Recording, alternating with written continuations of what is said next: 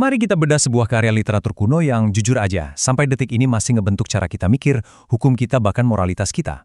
Hari ini kita bakal menyelami analisis dari Pengantar Perjanjian Lama, karya Dr. Rinto Francius Sirait. Ini bukan sekedar teori ya, ini upaya penting banget buat paham sebuah teks fondasi yang ironisnya sering banget disalahpahami, dicuekin atau malah dihindari sama banyak orang zaman now. Anda pernah mikir nggak sih, kenapa paruh pertama dari buku paling terkenal sepanjang sejarah justru jarang banget dibaca? Coba deh bayangin, banyak orang tuh langsung lompat ke bagian akhir, semangat banget belajar tokoh-tokoh utamanya, tapi ngelewatin bagian awalnya gitu aja. Mereka anggap paruh pertama ini cuma buku sejarah berdebu, isinya aturan usang, perang zaman dulu, dan nama-nama yang susah banget dieja. Padahal ya, tanpa bagian pertama ini, wawasan kita soal teks tersebut nggak bakal utuh.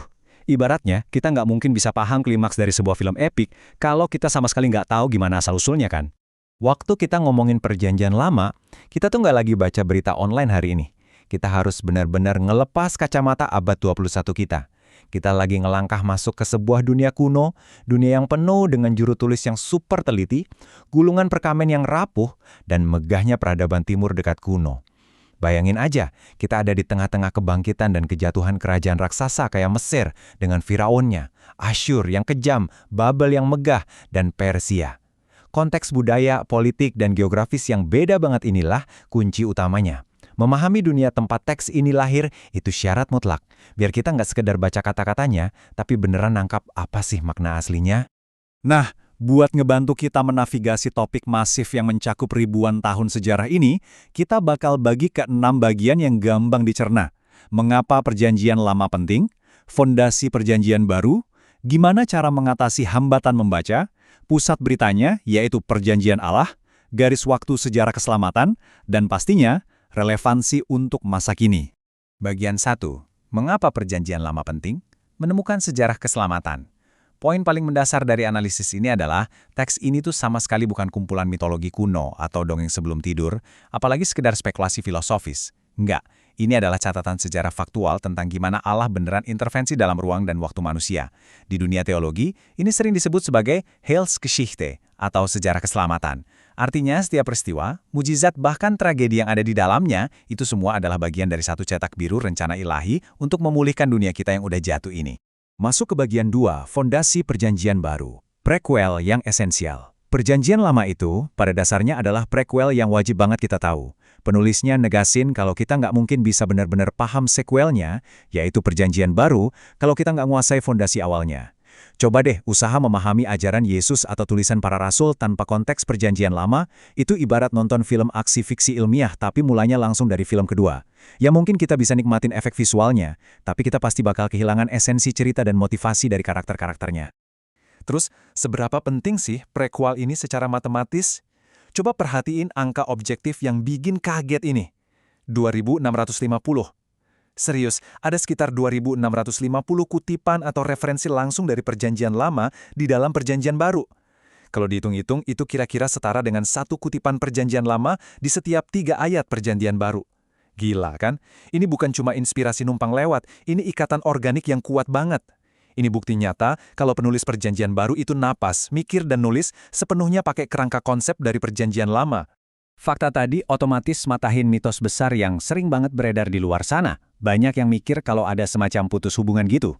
Kayak Allah di Perjanjian Lama itu pemarah, suka ngehukum dan nyeremin, sedangkan Allah di Perjanjian Baru itu penuh kasih dan pemaaf. Sumber kita ini nolak mentah-mentah pandangan kayak gitu. Dua-duanya nunjukin pribadi yang persis sama. Keduanya nampilin Allah yang sangat adil tapi juga penuh rahmat, dengan satu rencana keselamatan yang nyambung banget dan tuntutan hidup suci yang sama sekali nggak berubah. Nah, konsistensi inilah yang bikin teks ini utuh. Oke, lanjut ke bagian 3. Mengatasi hambatan membaca. Meruntuhkan penghalang. Kalau emang sepenting itu, kenapa sih rasanya berat banget buat dibaca? Ya, kita harus jujurlah mengakui hal ini. Baca teks kuno ini emang tantangan tersendiri buat kita orang-orang modern. Sumber kita belak-belakannya ngasih tahu ada 4 rintangan utama yang harus kita lewati. Pertama, hambatan bahasa. Kita berhadapan sama struktur Ibrani dan Aram kuno yang penuh idiom atau ungkapan yang maknanya bisa aja hilang waktu diterjemahkan. Kedua, hambatan budaya. Ritual kurban atau tradisi hukum timur dekat kuno itu sering banget kerasa aneh dan gak masuk akal buat pikiran kita sekarang. Ketiga, hambatan ketekunan. Teks ini butuh dipelajari secara sistematis, nggak bisa cuma dibaca kilat sambil ngopi terus selesai. Dan keempat, nah ini yang paling bahaya, hambatan praduga. Kita sering banget datang bawa asumsi kita sendiri, baca teks cuma buat nyari pembenaran atas apa yang udah kita percayai, bukannya ngebiarin teks itu yang ngoreksi kita. Solusinya, kita harus mau rendah hati buat ngegali konteks sejarahnya. Sekarang kita masuk ke bagian 4, Pusat Berita Perjanjian Allah. Tema inti dari 39 kitab. Begitu kita berhasil ngeruntuhin tembok-tembok penghalang tadi, kita bakal nemuin satu benang merah monumental yang mengikat keseluruhan cerita epik ini. Benang merah itu adalah konsep covenant adalah perjanjian. Tapi ingat, ini bukan kayak kontrak bisnis di mana dua pihak tawar-menawar ya. Ini benar-benar inisiatif proaktif dari Sang Pencipta itu sendiri buat merengkuh umat manusia. Coba ingat waktu Allah manggil Abraham. Allah secara sepihak bikin janji buat jadiin dia bangsa yang besar dan memberkati seluruh bumi lewat keturunannya. Perjanjian ini tuh secara konstan nunjukin natur Allah yang selalu setia, sekaligus menuntut komitmen kesetiaan dari pihak manusia. Nah, konsep inilah yang jadi motor penggerak seluruh sejarah dari kitab Kejadian sampai penantian datangnya seorang Mesias. Jangan sampai salah paham di sini ya, karena perbedaan ini penting banget. Perjanjian Lama itu bukan sekedar catatan sejarah politik, militer, atau ekonomi sebuah bangsa di Timur Tengah kuno yang lagi naik turun. Fokus utamanya tuh selalu pada narasi ilahi. Ini adalah sejarah perjanjian itu sendiri. Ini kisah tentang kesetiaan Allah yang luar biasa persisten, sabar banget jaga hubungan dan nepatin janjinya, bahkan waktu manusia berkali-kali gagal, berontak, dan melanggar kesepakatan itu. Lanjut ke bagian 5, garis waktu sejarah keselamatan. Memetakan sejarah epik, buat bener-bener ngerasain seberapa besar skala perjanjian ini, kita perlu mundur dikit dan ngelihat lanskap waktu yang membentang selama ribuan tahun. Mari kita lihat peta sejarah epik ini dari sudut pandang burung.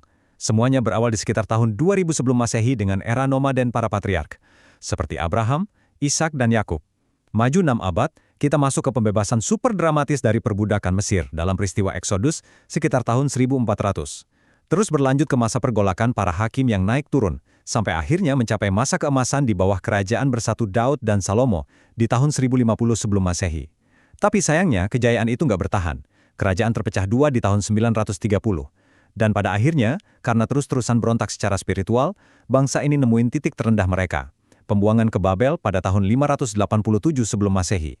Walaupun kelihatan kelam, setiap era ini pelan-pelan terus majuin janji keselamatan itu ke depan.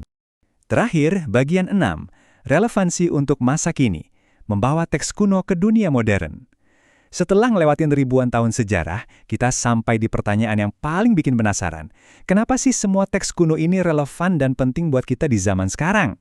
Gimana caranya gulungan kuno dari ribuan tahun lalu bisa tetap berbicara ke kita di era serba digital ini? Jawabannya jelas banget. Analisis ini nekanin kalau seruan keras para nabi zaman dulu soal penindasan orang miskin dan janda itu nyatanya adalah fondasi teologis yang menginspirasi perjuangan keadilan sosial di masa kini. Terus kitab Mazmur, itu bukan sekedar puisi mati dari zaman kuno, tapi benar-benar panduan psikologis dan spiritual yang sangat nyata buat ngerespon depresi, ketakutan, penderitaan, sampai sukacita terdalam yang kita rasain tiap hari.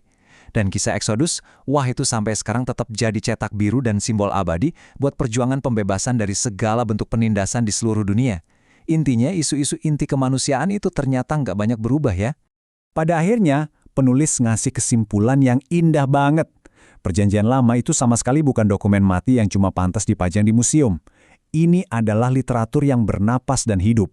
Literatur inilah yang nyiapin panggung dengan sangat sempurna buat kedatangan sang tokoh utama di bagian sequelnya. Tanpa teks ini, pemahaman kita bakal rapuh banget dan sama sekali nggak punya akar sejarah yang kuat. Kita udah ngebedah hambatannya, nelusurin tema inti soal perjanjiannya, dan ngelihat sendiri relevansinya yang benar-benar nggak lekang oleh waktu. Nah, sekarang bola ada di tangan Anda. Apakah Anda bakal biarin separuh dari kisah paling epik dalam sejarah ini tertutup debu begitu aja? Atau Anda udah siap buat buka sendiri prequel yang luar biasa ini dan nemuin fondasi sejati dari cerita epik ini?